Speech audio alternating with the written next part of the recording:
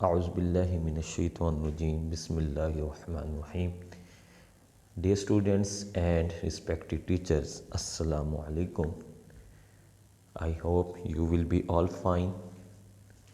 You are very warm welcome at this beautiful educational platform, Biology Lovers. Dear students, आप ये बात जानते हैं कि हम अपने FSC पार्ट 1 की बायोलॉजी बुक का चैप्टर नंबर 2 जो है वो डिस्कस कर रहे हैं और उसमें हमने इससे पहले जो है वो 3 लेक्चर जो है वो हो चुके हैं। कार्बोहाइड्रेट्स का हमारा टॉपिक चल रहा है और इससे पहले जो लेक्चर हुआ है लेक्चर नंबर 3 में, उसके अंदर हमने कार्बोहाइड्रेट्स का इंट्रोडक्शन जो है वो पढ़ा है। ठीक है जी। मेरी डिवीज़न के मुताबिक, जो मैंने बुक की डिवीज़न की हुई थी उसके मुताबिक वो लेक्चर नंबर 2 था, लेकिन क्योंकि लेक्चर डिलीवर करने में थोड़ी सी हमने की है, इसमें हमने थोड़ी सी चेंजेस की हैं, तो इस वजह से वो लेक्चर नंबर जो है वो 3 हो गया और आज जो हम पढ़ने जा रहे हैं ये हमारा लेक्चर नंबर 4 है। तो टाइटल के ऊपर आपको लेक्चर नंबर 3 नज़र आ रहा होगा, लेकिन क्योंकि हमने उसको डिवाइड इस तरह किया है तो इसलिए आप आज जो है वो लेक्चर नंबर 4 जो है वो डिस्कस करेंगे, क्लासिफिकेशन ऑफ कार्बोहाइड्रेट्स। ये हम इंशाल्लाह आज कंप्लीट ये टॉपिक कार्बोहाइड्रेट्स वाला जो है वो आज कंप्लीट कर लेंगे जी। आपके बुक के अकॉर्डिंग ये पेज नंबर 21 से 24 तक है हमारा आज का लेक्चर। थोड़ा सा लेंथी होने वाला है, लेकिन आज मैंने इंशाल्लाह ये इरादा किया है कि आज हम इस पूरे टॉपिक को जो है वो कंप्लीट कर लेंगे इंशाल्लाह ताला। Carbohydrates are also called saccharides. Carbohydrates को सैकराइड्स भी कहा जाता है। ग्रीक वर्ड है सैकराइड, जिसका मतलब है शुगर। बेसिकली कार्बोहाइड्रेट्स की डिफरेंट टाइप्स होती हैं, डिफरेंट डिवीजन्स होती हैं। आप मुख्तलिफ बुक्स में देखेंगे तो आपको जो है वो डिफरेंट टाइप ऑफ डिवीजन जो है वो नज़र आएंगी। ठीक है, जैसे एक तस्वीर आपके सामने मौजूद है, यहाँ पर भी एक डिवीजन की गई है। Simple carbohydrates, complex carbohydrates. Simple में मोनोसेक्राइड्स और डाइसेक्राइड्स, और कम्प्लेक्स के अंदर पॉलीसेक्राइड्स जो है वो कार्बोहाइड्रेट्स को जो है उसमें रखा गया है। तो डिफरेंट बुक्स के अंदर डेफिनेटली डिफरेंट जो है डिवीजन नज़र आती हैं, लेकिन हमने इंशाल्लाह आपकी बुक के अकॉर्डिंग जो है वो चलना है। तो आपकी बुक के अंदर जिस तरह उन्होंने डिवाइड किया हुआ है, हम इंशाल्लाह उसी को ही सामने रख के चलेंगे ताकि आपको किसी किस्म की कोई कन्फ्यूजन ना हो। तो वहाँ पे आपकी बुक के अंदर जो 3 ग्रुप्स बनाए गए हैं वो है मोनोसेक्राइड्स, ओलिगोसेक्राइड्स और पॉलीसेक्राइड्स। तो इंशाल्लाह हमने इन्हीं 3 ग्रुप्स को डिस्कस करना है और इन्हीं को सामने रख के जो है वो चलना है। ठीक हो गया। तो जी बिला तखीर हम शुरू करते हैं। सबसे पहली जो क्लास है हमारी मोनोसेक्राइड्स। मोनोसेक्राइड में बहुत ही कॉमन एग्जांपल जो है वो हमारे पास ग्लूकोज की है। हम जब भी कार्बोहाइड्रेट्स का जिक्र करते हैं तो सबसे पहले ग्लूकोज ही हमारे जहन में आता है। ग्लूकोज जो है ये मोनोसेक्राइड्स हैं और ये एल्डोहेक्सोज हैं। आगे इंशाल्लाह मज़ीद इनकी डिटेल भी आ रही है। इसके अलावा ग्लूकोज और फ्रुक्टोज, जो ग्लूकोज ही का आप कह लें भाई है, मॉलिक्यूलर फार्मूला दोनों का सेम है, स्ट्रक्चरल फार्मूला जो है वो डिफरेंट है।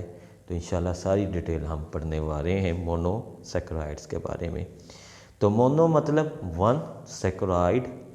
वन सेक्राइड्स यानी कि एक शुगर मॉलिक्यूल वाले। तो आप ये भी कह सकते हैं कि सबसे सिंपलेस्ट जो कार्बोहाइड्रेट्स हैं वो यही हैं। ठीक है जी, monosaccharides. These are very simple sugars. ठीक है, they are very sweet in taste, easily soluble in water.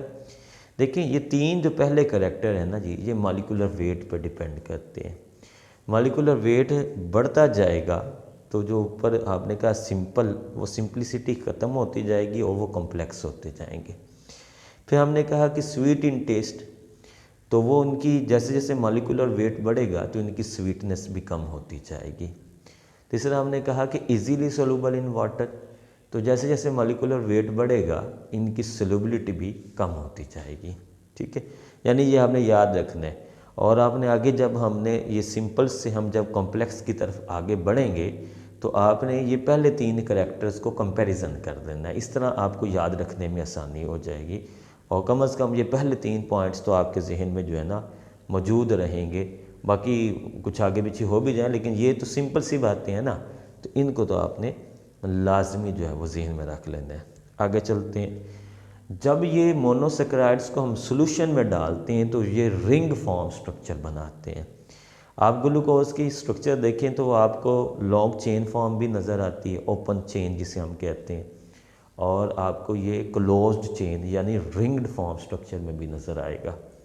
अब ये क्या फ़र्क होता है? देखिए, नॉर्मली हमें ग्लूकोज जो मिलता है वो हमें ओपन चेन फॉर्म में मिलेगा, लेकिन जब हम उसे सोल्यूशन में डालेंगे तो वो सोल्यूशन में चूँकि वो हल होगा, डिज़ोल्व होगा, तो डिज़ोल्व होने से उसकी वो रिंग वो मतलब स्ट्रेट चेन से वो कन्वर्ट हो जाएगा रिंग फॉर्म के अंदर। ठीक हो गया? तो ये पॉइंट आपने जहन में रखना है कि नॉर्मल कंडीशन में ये हमें ओपन चेन मिलता है ग्लूकोज या मोनोसेक्राइड्स कह लें, और जब हम इन्हें सोल्यूशन के अंदर डिज़ोल्व करते हैं तो ये रिंग फॉर्म में कन्वर्ट हो जाते हैं। अगला पॉइंट बड़ा इंपॉर्टेंट है, वो कहता है जी इनको हाइड्रोलाइज्ड नहीं किया जा सकता।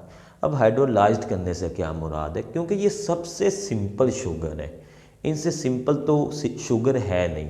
तो अगर इनकी ब्रेक डाउन होगी तो फिर कार्बोहाइड्रेट्स नहीं मिलेंगे, दूसरे मालिक्यूल आपको मिल जाएंगे। जैसे ग्लूकोज है, ग्लूकोज आपको पता है रेस्पिरेशन के अंदर जब ग्लूकोज की ब्रेक डाउन होती है तो कार्बन डाइऑक्साइड मिलती है, वाटर मिलता है और साथ ही एनर्जी मिलती है। अब ये ना कार्बन डाइऑक्साइड मतलब कार्बोहाइड्रेट्स में है, ना वाटर कार्बोहाइड्रेट्स में है। तो कहने का मतलब ये है इन सिंपल वर्ड्स कि इनसे सिंपल कार्बोहाइड्रेट्स कोई नहीं है। इनकी जब ब्रेक डाउन की जाती है तो फिर हमें कार्बोहाइड्रेट्स नहीं मिलते हैं। क्लियर हो रही है ना बात? तो ये सबसे सिंपल और सबसे आप कह लें कि लास्ट क्लास है कि इनकी ब्रेक डाउन करने के बाद जो है ना जी हमें कार्बोहाइड्रेट्स नहीं मिलते। क्लियर? आगे चलते हैं। ये पॉलीहाइड्रोक्सी भी हो सकते हैं और पॉलीहाइड्रोक्सी एल्डिहाइड के भी हो सकते हैं और कीटोन के भी हो सकते हैं। ये हमने जब कार्बोहाइड्रेट्स का इंट्रोडक्शन पढ़ा था तो उसमें हमने ये बात पढ़ी थी कि the polyhydroxy of aldehyde and ketones are called carbohydrates. तो इसका मतलब है कि ये जो मोनोसेक्राइड्स हैं इनमें से हमें कुछ पॉलीहाइड्रोक्सी एल्डिहाइड भी मिलेंगे और पॉलीहाइड्रोक्सी कीटोन्स भी मिलेंगे। एग्जांपल ले लेते हैं। जो पॉलीहाइड्रोक्सी एल्डिहाइड है उसकी सबसे कॉमन एग्जांपल हमारे पास ग्लूकोज है, और पॉलीहाइड्रोक्सी जो कीटोन है उसकी एग्जांपल हमारे पास फ्रुक्टोज है। आगे स्ट्रक्चर आ रही है, ये सारी चीज़ें हम इंशाल्लाह, अभी तो हम ये पॉइंट्स में लिखा हुआ है ताकि सारी चीज़ें, ये पॉइंट्स में लिखने का मकसद ये है कि एक ही स्लाइड में सारी करैक्टरिस्टिक्स आ जाए। आगे हम इंशाल्लाह सारी चीज़ों को देखेंगे स्ट्रक्चर के साथ ताकि आपको कॉन्सेप्ट्स मज़ीद क्लियर हों।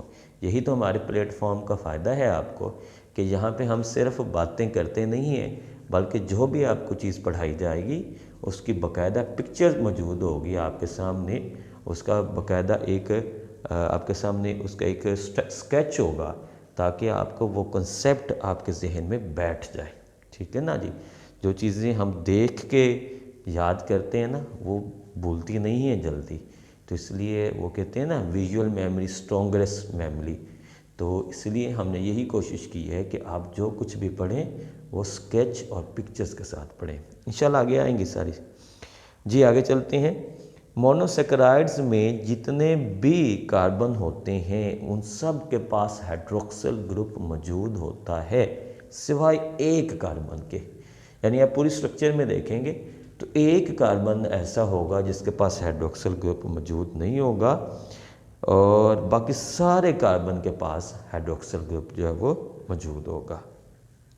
आगे देखें, इनकी क्लासिफिकेशन भी होती है। मोनोसेक्राइड्स की अगर हम क्लासिफिकेशन करें तो इसमें कार्बन नंबर की बेस पे क्लासिफिकेशन की जाएगी। ठीक है? जो सबसे छोटा मोनोसेक्राइड है ना जी वो 3 कार्बन पर कंसिस्ट करता होगा और ज़्यादा से ज़्यादा 7 कार्बन वाला। ठीक है? तो यानी 3 to 7 कार्बन जो है वो मौजूद होते हैं। तो कार्बन नंबर की बेस पर हमने आगे इनकी क्लासिफिकेशन की है और इंशाल्लाह आज हम उन सारी क्लासेस को भी पढ़ेंगे विद स्केच एंड डायाग्राम्स, ठीक है, ताकि आपको ज़बरदस्त किस्म की समझ आ जाए, बहुत एग्जांपल्स के साथ। आपको बड़ा मज़ा आने वाला है आज का लेक्चर सुनने का और आपको वाकई मज़ा आएगा। आप कहेंगे कि बायोलॉजी लवर में हमने शामिल होकर बड़ा जो है ना अच्छा फ़ैसला किया है। जनरल फार्मूला जो है इनका वो वही है जो कार्बोहाइड्रेट्स का हमने पढ़ा है। कार्बोहाइड्रेट्स का जनरल फार्मूला CnH2ON, तो वही फार्मूला इनका होता है मोनोसेकेराइड्स का, ठीक है। यानी कि आप ये कह सकते हैं जो कार्बोहाइड्रेट्स का जनरल फार्मूला है वो एक्चुअली मोनोसेकेराइड्स का जनरल फार्मूला है। क्लियर हो गया जी। तो इस स्लाइड को अच्छे से याद करें, इसका स्क्रीनशॉट ले लें और इसमें सारी करैक्टरिस्टिक्स हमने एक ही स्लाइड में इकट्ठी कर ली हैं ताकि आपको कोई कन्फ्यूजन ना हो। अब हम इंशाल्लाह इन सारी चीज़ों को एक एक करके जो है वो डिस्कस करेंगे और आपको इंशाल्लाह सारी चीज़ें बड़े अच्छे से जो है ना वो आज याद हो जाएंगी। आज हमने साथ साथ याद भी करना है चीज़ों को। ओके, आगे चलेंगे जी। मोनोसेकेराइड्स की एग्जांपल्स आ गई जी आपके पास, देखें जी, ग्लूकोज, फ्रुक्टोज और गलैक्टोज, ठीक हो गया। ये बात हमने पहले भी कही है पिछली स्लाइड के अंदर कि जिन मोनोसेकेराइड में एल्डोज यानी एल्डिहाइड ग्रुप मौजूद होगा उन्हें हम एल्डोज कहेंगे या एल्डो शुगर कहेंगे, और जिनके अंदर कीटोन ग्रुप मौजूद होगा उन्हें हम कीटो शुगर कहेंगे, ठीक है जी। तो इसमें मैंने आपको बताया भी है कि जो ग्लूकोज है वो एल्डो शुगर है और फ्रुक्टोज जो है ये हमारा कीटो शुगर है, ठीक है।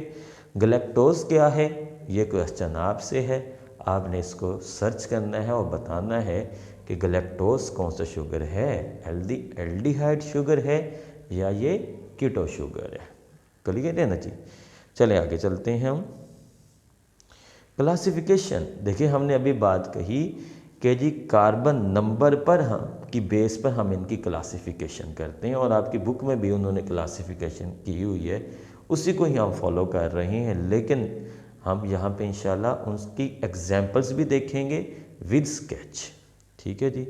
तो क्लासिफिकेशन की अगर हम करें तो हमने कहा जी सबसे छोटा जो होता है वो 3 कार्बन वाला होता है और सबसे बड़ा जो मॉलिक्यूल होगा वो 7 कार्बन वाला होगा। तो इस बेस पर हमने इनकी क्लासिफिकेशन की है। 3 कार्बन वाला होगा ट्रायोसिस, 4 कार्बन वाले को टेट्रोसिस, 5 कार्बन वाला पेंटोसिस, 6 कार्बन वाला हेक्सोसिस और 7 कार्बन वाला हेप्टोसिस। सिंपल, ठीक हो गया जी। तो ये क्लासिफिकेशन है जी at the base of carbon number. तो अब हम इन सब क्लासेस की, आपके बुक में तो सिर्फ ये क्लासेस दी हुई हैं, हमने इंशाल्लाह इन सारी क्लासेस की स्केच भी देखना है और इनकी हमने एग्जांपल्स भी देखनी है ताकि आपको बहुत अच्छे से जो है वो याद हो जाए। मैंने इस स्लाइड में इन सारी चीज़ों को एक ही जगह इकट्ठा कर लिया है ताकि आपको एक जो है एक जनरल आपके सामने आ जाए। अब हम इन सारी क्लासेस को 1 बाय 1 करके जो है वो डिस्कस करेंगे, ठीक है जी। चलें जी शुरू करते हैं। सबसे पहला है हमारा ट्रायोसिस। क्लासिफिकेशन में जी सबसे पहली है ट्रायोसिस। एग्जाम्पल हमारे पास है 2 ट्रायोसिस मॉलिक्यूल का जिक्र किया गया है आपकी बुक में, एक है ग्लिसरॉल्डिहाइड और एक है डाइहाइड्रोक्सी एसीटोन। और ये देखें कि ये दोनों मॉलिक्यूल आपके सामने उनका स्केच जो है वो मौजूद है।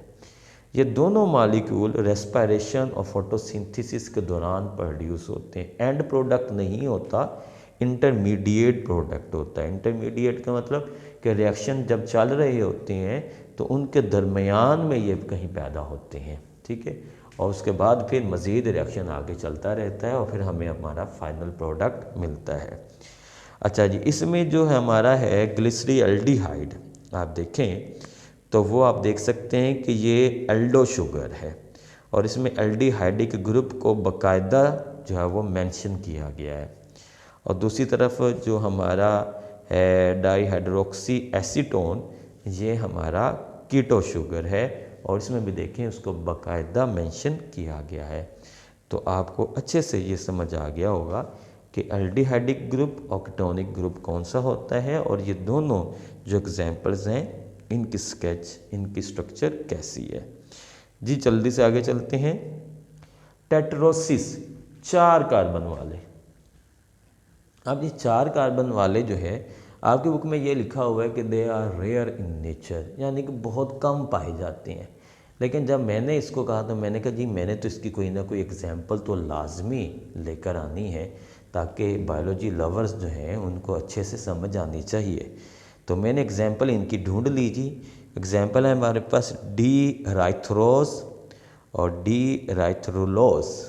ठीक है जी। डी राइथ्रोस आप देख सकते हैं कि ये एल्डिहाइडिक है और डी राइथ्रोलोस ये कीटोनिक है। तो ये दोनों जनाब हमारे पास क्या हैं, टेट्रोसिस की एग्जाम्पल हैं और ये बैक्टीरिया में पाए जाते हैं। ओके आगे चलेंगे हम। पेंटोसिस फेमस कार्बोहाइड्रेट्स हैं, ठीक है जी, फेमस मोनोसेक्राइड्स हैं और इसकी एक बड़ी ही कॉमन एग्जांपल हमारे पास राइबोज शुगर है। आप ये जानते हैं कि न्यूक्लियोटाइड्स जो होते हैं उनके अंदर 5 कार्बन शुगर मौजूद होती है और उसको हम कहते हैं राइबोज। अब ये जो राइबोज शुगर है ये आप जानते हो कि ये डीएनए और आरएनए में इसका डिफरेंस होता है। ठीक है, आज आपको एक बड़ी इंटरेस्टिंग चीज़ जो है मैं बताने जा रहा हूँ। हम कहते हैं जी आरएनए में जो राइबोज है वो राइबोज शुगर है, सिंपल राइबोज शुगर है। लेकिन जो डीएनए की राइबोज शुगर है ना जी वो डीहाइड्रोक्सी है ना, ऐसे ही ना, डीहाइड्रोक्सी राइबोज शुगर होती है। अब ये जो डीहाइड्रोक्सी है इसका क्या मतलब हुआ? इसका मतलब ये हुआ कि डीएनए में से ऑक्सीजन नहीं होती। अब सवाल ये पैदा होता है कि ये ऑक्सीजन किस कार्बन के पास नहीं होती। ठीक है, क्या पूरा डीएनए की जो राइबोज शुगर है उस पूरी मतलब राइबोज में कहीं भी ऑक्सीजन नहीं होती या कोई थोड़ा बहुत डिफरेंस है? यानी हम डिफरेंस देखने जा रहे हैं। आप तस्वीर को गौर से देखें। इसमें जो आपको राइबोज नज़र आ रहा है कार्बन नंबर 2 पे, यहाँ पे आपको ऑक्सीजन नज़र आ रही है और दूसरी तरफ जो डीहाइड्रोक्सी राइबोज है डीएनए में, इसमें कार्बन नंबर 2 पर आपको ऑक्सीजन नहीं नज़र आ रही। बस सिंपल इतना डिफरेंस है कि जी आरएनए की जो राइबोज शुगर होती है उसमें कार्बन नंबर 2 पर ऑक्सीजन होती है, लेकिन डीएनए की जो राइबोज शुगर है इसके कार्बन नंबर 2 पर ऑक्सीजन नहीं होती। ये बड़ा कम्पिटिटिव एग्ज़ाम वाला क्वेश्चन है, बड़ा ही हायर लेवल का क्वेश्चन जो इंटरव्यूज़ में या कोई इस तरह के कम्पिटिटिव जो एग्ज़ाम्स होते हैं उसके अंदर ये क्वेश्चन पूछा जाता है। तो डियर स्टूडेंट्स, आपने एमकेट की तैयारी भी तो करनी है, तो इसलिए कॉन्सेप्ट्स को साथ साथ क्लियर करते जाएं।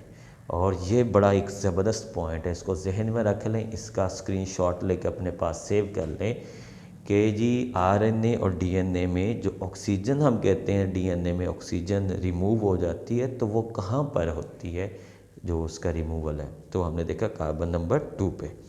जी जल्दी से आगे चलेंगे हम। हेक्सोसिस फेमस एग्जाम्पल है हमारे पास ग्लूकोज और फ्रुक्टोज। मैंने पहले भी आपको कई दफ़ा बता चुका हूँ, ग्लूकोज जो है ये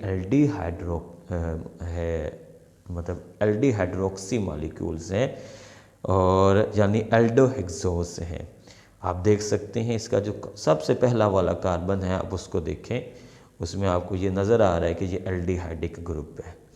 और जो फ्रुक्टोज है ये कीटोहेक्सोस है, यानी इसके अंदर कीटोनिक ग्रुप है। तो आप कार्बन नंबर 2 पे देखें जो सेकंड कार्बन है तो वो आपका कीटोनिक ग्रुप जो है वो नज़र आ रहा है। तो आपने ये बात जहन में अब बिठा लें अब आप कि जी ग्लूकोज जो होता है वो हाइड्रोक्सी होता है और फ्रुक्टोज जो होता है वो कीटोहाइड्रोक्सी होता है। ठीक है जी, बस ये जहन में आपने रख लेना है। जी डियर स्टूडेंट्स, नेक्स्ट ये हमारे पास हेक्सोज हो गया 6 कार्बन वाला। अब लास्ट हमारे पास है जी मोनोसेक्राइड की लास्ट क्लास है हमारे पास हेप्टोज 7 कार्बन वाला। तो आपकी बुक में लिखा हुआ है कि they are very rare in nature. ठीक है जी। और इमीडिएट प्रोडक्ट्स हैं ड्यूरिंग फोटोसिंथेसिस। इमीडिएट प्रोडक्ट्स का क्या मतलब हुआ कि ये बनते हैं लेकिन स्टेबल नहीं होते, बनते हैं और फौरी डिकम्पोज हो जाते हैं, टूट जाते हैं, और ये स्टेबल मॉलिक्यूल्स नहीं हैं, रेयर हैं। लेकिन हमने एग्जांपल लिए जी, हमारे पास स्केच भी मौजूद हैं। कौन कौन से, जैसे मैनोहेप्टोजा, डी मैनोहेप्टोजा, एल मैनोहेप्टोजा, एल ग्लाइकोहेप्टोजा। तो ये आपने मतलब इनको याद नहीं करना, लेकिन ये इंफॉर्मेशन के लिए हमारे पास, और आपकी मतलब नॉलेज को इन्हेंस करने के लिए, आपका इंटरेस्ट मेंटेन करने के लिए, उसको बढ़ाने के लिए हमने ये एग्जांपल्स और स्ट्रक्चर ली हैं, ठीक है जी। ताकि आपकी बुक में तो उसने यही कह दिया कि जी रेयर इन नेचर और जान छुड़वा ली, हमने तो आपको बताना है ना कि ये कौन कौन से हैं और इनके एग्जांपल्स क्या हो सकती हैं। तो डियर स्टूडेंट्स, आपने इसको अपने जहन में रखना है, इसको याद रखना है। ओके जी, तो मोनोसेकेराइड्स की हमारी क्लासिफिकेशन कंप्लीट हो चुकी है जी। बड़ी डिटेल के साथ हमने सब को जो है वो डिस्कस कर लिया है। अब हम आगे चलेंगे। अब हम जो फेमस हमारे मोनोसेकेराइड्स हैं उनको हम डिस्कस करते हैं अकॉर्डिंग टू योर बुक। उसमें है जी ग्लूकोज, हम अभी बात कर चुके हैं कि ये हेक्सोज शुगर है। General formula C6H12O6। हमारे ब्लड में इसकी जो परसेंटेज है वो कितनी है, 0.08%। बहुत ही इंपॉर्टेंट MCQ है, इसको अच्छे से याद कर लें। और ये परसेंटेज के लिहाज से है, और अगर हम वैसे अमाउंट के लिहाज से देखें तो 1 ग्राम पर लीटर होता है, यानी 1 लीटर ब्लड के अंदर 1 ग्राम जो है वो ग्लूकोज मौजूद होता है। एग्जाम्पल्स की तरफ चलते हैं। सेलुलोज, स्टार्च, ग्लाइकोजन, ये इसकी मतलब ये जो होते हैं, ये मोनोसेकेराइड के एग्जाम्पल नहीं है, लेकिन ये जो मॉलिक्यूल्स हैं, जो कार्बोहाइड्रेट्स हैं, वो ग्लूकोज के मिलने से बनते हैं। यानी वो ये कह रहा है कि जब हम स्टार्च, सेलुलोज और ग्लाइकोजन की हाइड्रोलाइसिस करेंगे ना, तो उससे हमें ग्लूकोज मिलेगा। तो इसका मतलब है कि ग्लूकोज मॉलिक्यूल्स के मिलने से ये प्रोड्यूस होते हैं। क्लियर हो गया जी। सोर्सेज देखते हैं। सोर्सेज ये है जी, वो कहते हैं जी तकरीबन ऑल फ्रूट्स में ये मौजूद होते हैं, ग्रेप्स, फिग्स, डेट्स। इसके अलावा जनाब ये ग्लूकोज जो है ये डाइसेकेराइड फॉर्म में भी मिल जाते हैं और पॉलीसेकेराइड फॉर्म के अंदर भी मिलते हैं। ये हम आगे देखेंगे, डाइसेकेराइड और पॉलीसेकेराइड ये भी आगे आने वाला है। और इसी तरह ये जो ग्रीन प्लांट्स हैं, मेजर सोर्स तो इनका ग्रीन प्लांट्स हैं कि ग्रीन प्लांट्स में जो फोटोसिंथेसिस होती है, तो फोटोसिंथेसिस के दौरान आपको पता है ग्लूकोज प्रोड्यूस होता है, और प्लांट्स इसी ग्लूकोज को कन्वर्ट कर देते हैं एक डाइसेकेराइड में, जिसको हम सुक्रोज कहते हैं, और सुक्रोज की फॉर्म में प्लांट्स इसको अपने अंदर स्टोर कर लेते हैं। क्लियर हो गया। एनिमल के अंदर भी ये ग्लूकोज स्टोर होता है in the form of glycogen, आगे आ रही है, उसकी एग्जांपल भी आ रही है। तो मेजर सोर्स जो है ना जी इनका मोनोसेकेराइड्स का, वो क्या है, ग्रीन प्लांट्स हैं, फोटोसिंथेसिस के दौरान जो है वो प्रोड्यूस होते हैं। लास्ट जो पॉइंट है बड़ा इंपॉर्टेंट पॉइंट है अकॉर्डिंग टू एग्ज़ाम, और ये MCQ है, इसको आपने अच्छे से याद करना है जी। कहता है जी 10 ग्राम ग्लूकोज बनाने के लिए 717.6 किलो कैलोरीज सोलर एनर्जी जो है वो यूज़ होती है। ठीक हो गया। तो इसको अच्छे से याद कर लें, MCQ है आपके लिए। तो डियर स्टूडेंट्स, ये आपके सामने जो है मोनोसेकेराइड्स की तमाम करैक्टरिस्टिक्स को जो है वो हमने इकट्ठा कर लिया है। अच्छे से याद करें इसको, और इसको आप प्रिपेयर करें। किसी चीज़ की ना समझ आए तो आप मुझसे डिस्कस कर सकते हैं।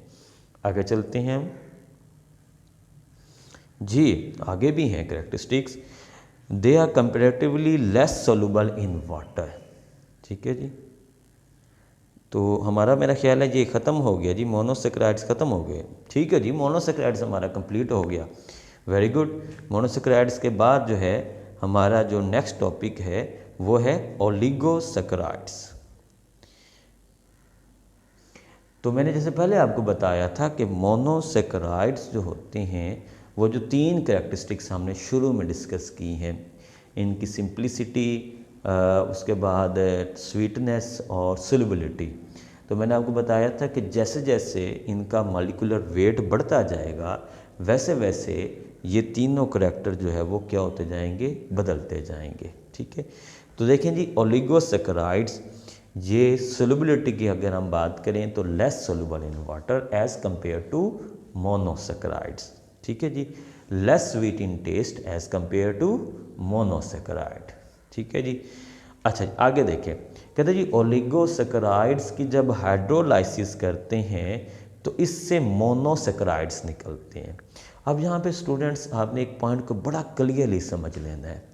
होता ये है स्टूडेंट्स में कंफ्यूज होता है, वो समझता है कि जो मोनोसैकेराइड है ना वो कार्बन 3 कार्बन से लेकर 7 कार्बन तक जो है ना जी कार्बन एटम्स, वहाँ पे तो क्लासिफिकेशन कार्बन एटम्स की बेस पर है कि कम से कम 3 कार्बन एटम होंगे और ज़्यादा से ज़्यादा 7 होते हैं। अब बच्चा यहाँ पे ये समझता है कि 7 तक तो मोनोसैकेराइड हो गए, अब 7 से आगे जो कार्बन एटम होंगे ना वो ओलिगो में या पॉलीसैकेराइड में होता है। तो डियर स्टूडेंट यहाँ पे ये कन्फ्यूजन क्लियर कर लें कि जो मोनोसैकेराइड है वो तो हम कार्बन नंबर के बेस पे करते हैं उसकी क्लासिफिकेशन, आगे जो है ये जो मोनोसैकेराइड्स हैं ये एज अ यूनिट काम करते हैं। यानी कि जो ओलिगोसैकेराइड्स और पॉलीसैकेराइड्स हैं इसमें मोनोसैकेराइड्स एज अ यूनिट काम करते हैं कि मोनोसैकेराइड्स के अब मिलने से आगे ओलिगो और पॉलीसैकेराइड्स बनेंगे। ठीक हो गया, यानी अब हमने कार्बन नंबर की बेस पर नहीं क्लासिफिकेशन करनी, बल्कि अब हमने क्लासिफिकेशन करनी होती है मोनोसैकेराइड्स की बेस पे कि कितने मोनोसैकेराइड्स मौजूद हैं। ठीक है, मेरा ख्याल आपको कॉन्सेप्ट क्लियर हो चुका होगा कि मोनोसैकेराइड में क्लासिफिकेशन कार्बन नंबर की बेस पर है, लेकिन अब ये जो मोनोसैकेराइड हैं ये एज अ यूनिट काम करेंगे और ये आपस में मिलेंगे और इनके मिलने से आगे ओलिगोसैकेराइड बनेंगे। ठीक हो गया, अब ओलिगोसैकेराइड ये जो पॉइंट है, जो पॉइंट नंबर हमारा है जी जनाब, हाँ जी पॉइंट नंबर 4 है, तो इसमें देखें वो कहता है कि कार्बन ये जो हैं ओलिगोसैकेराइड्स हैं इनको अगर हम तोड़ें तो नहीं, पॉइंट नंबर 3 में वो कहता है अगर इनको हम तोड़ें तो कम से कम 2 मोनोसैकेराइड और ज़्यादा से ज़्यादा 10 मोनोसैकेराइड्स बनते हैं। तो इसका मतलब है इनकी क्लासिफिकेशन मोनोसैकेराइड की बेस पर है, तो 2 मोनोसैकेराइड हों तो उन्हें हम कहते हैं डाइसैकेराइड। ठीक है, 3 वाला हो तो उसे हम ट्राइसैकेराइड, 4 वाला हो तो टेट्रासैकेराइड। तो ओलिगोसैकेराइड की जो हम क्लासिफिकेशन कर रहे हैं वो eight the base of number of monosaccharide, monosaccharide के नंबरिंग के बेस पे हम करेंगे। ठीक है जी, तो जब इनको हम तोड़ते हैं ओलिगोसैकेराइड को तो इसमें हमें जो है वो 2 से लेकर 10 तक मोनोसैकेराइड जो है वो मिल सकते हैं। आगे चलते हैं। अच्छा, अब ये क्वेश्चन पैदा होता है कि ये मोनोसैकेराइड्स आपस में मिलते कैसे हैं। तो डियर स्टूडेंट, जब मैंने आपको कार्बोहाइड्रेट्स का इंट्रोडक्शन पढ़ाया था उस वक्त मैंने आपको कहा था कि आपने याद रखना है कि हम इस पूरे चैप्टर में कुछ बॉन्ड्स के बारे में भी पढ़ेंगे कि ये जो कार्बोहाइड्रेट्स हैं इनके अंदर कौन से बॉन्ड्स होते हैं, प्रोटीन में कौन से होते हैं, लिपिड्स के अंदर कौन से होते हैं। ठीक है ना, और मैंने उसको बताया था आपको कि कार्बोहाइड्रेट्स के अंदर जो मॉलिक्यूल्स होते हैं ना ये ग्लाइकोसिडिक लिंकेज या ग्लाइकोसिडिक बॉन्ड के ज़रिए से जुड़ते हैं। तो ये बड़ा इंपॉर्टेंट एमसीक्यू भी है और शॉर्ट क्वेश्चन भी है। बाकी आगे आप इंशाल्लाह जब प्रोटीन्स और लिपिड्स वगैरह पढ़ेंगे तो वहाँ पर भी हम पढ़ेंगे, इसी तरह डीएनए वगैरह में भी आप पढ़ेंगे सारा। तो आपने यहाँ पे ये याद रखना है कि ये जो मोनोसैकेराइड्स हैं ये आपस में जुड़ते हैं ग्लाइकोसिडिक बॉन्ड के ज़रिए से, और उनके मिलने से 2 मोनोसैकेराइड्स जुड़ेंगे तो डाइसैकेराइड बन जाएगा, 3 जोड़ेंगे तो ट्राइसैकेराइड बनेगा। तो ग्लाइकोसिडिक लिंकेज जो है वो इनको आपस में जोड़ता है। जी जनाब, एग्जाम्पल है हमारे पास डाइसैकेराइड के, हम पहले एग्जाम्पल लेंगे मेल्टोज, सुक्रोज और लैक्टोज। ये जो डाइसैकेराइड्स होते हैं ये ग्लूकोज और फ्रुक्टोज के आपस में मिलने से बनते हैं। तो जब हम इन डाइसैकराइड को तोड़ते हैं तो इनसे हमें ग्लूकोज और फ्रुक्टोज हासिल होता है। ठीक है, जनरल फार्मूला हमारे पास क्या है इनका डाइसैकराइड का, C12H22O11, यानी ये डाइसैकराइड्स हैं, दो मोनोसैकराइड्स के मिलने से बनते हैं। और कौन सा बॉन्ड होता है, मैंने अभी आपको बताया, ग्लाइकोसिडिक बॉन्ड। क्लियर जी? जी, ये देखें हमारे पास एग्जाम्पल्स मौजूद हैं, आप देख सकते हैं। मेल्टोज देखें आप, तो मेल्टोज में आपको नज़र आ रहे हैं दो ग्लूकोज के मालिक्यूल। तो ये दोनों ग्लूकोज के मालिक्यूल्स आपस में जुड़े हुए हैं ग्लाइकोसिडिक बॉन्ड के ज़रिए से, और इनके मिलने से क्या बन गया, एक माल्टोज बन गया। ठीक है, और माल्टोज क्या है, डाइसैकराइड है। इसी तरह आगे देखें, लैक्टोज, ये दो, एक ग्लैक्टोज का मालिक्यूल, ठीक है, और दूसरी तरफ एक ग्लूकोज का मालिक्यूल। तो एक ग्लैक्टोज और एक ग्लूकोज के मिलने से बनता है लैक्टोज, और लैक्टोज भी क्या है, डाइसैकराइड है। और उनके दरमियान बॉन्ड कौन सा है, ग्लाइकोसिडिक बॉन्ड है। क्लियर हो रहा है ना कॉन्सेप्ट? यानी कि दो मॉलिक्यूल्स, दो मोनोसैकराइड्स आपस में जुड़ेंगे ग्लाइकोसिडिक बॉन्ड के ज़रिए से, तो वो बन जाएगा डाइसैकराइड। तीन जुड़ेंगे तो वो बन जाएगा ट्राइसैकराइड, जैसे साथ वाली तस्वीर में आपको नज़र आ रहा है। तीन जुड़ेंगे तो ट्राइसैकराइड, चार जुड़ेंगे तो टेट्रासैकराइड, इसी तरह 5 जोड़ेंगे तो पेंटासैकराइड। तो इस तरह 2 से लेकर 10 तक हमें मोनोसैकराइड्स मिल जाते हैं, किन के अंदर, ओलिगोसैकराइड के अंदर। जी आगे चलेंगे।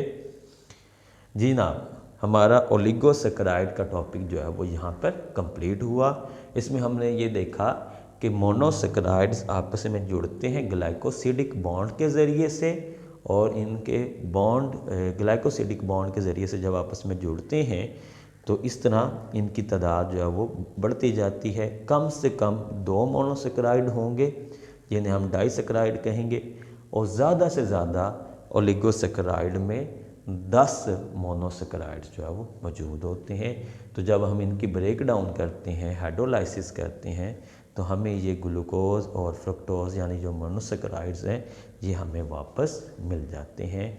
एग्जाम्पल आपने देखी, सुक्रोज है एग्जाम्पल, माल्टोज है और लैक्टोज है। तो डियर स्टूडेंट्स, यहाँ पर हमारा मोनोसैकराइड का टॉपिक यहाँ पे हमारा कंप्लीट हो गया है। अब हमारा नेक्स्ट जो टॉपिक है वो है पॉलीसैकराइड्स। ठीक हो गया जी।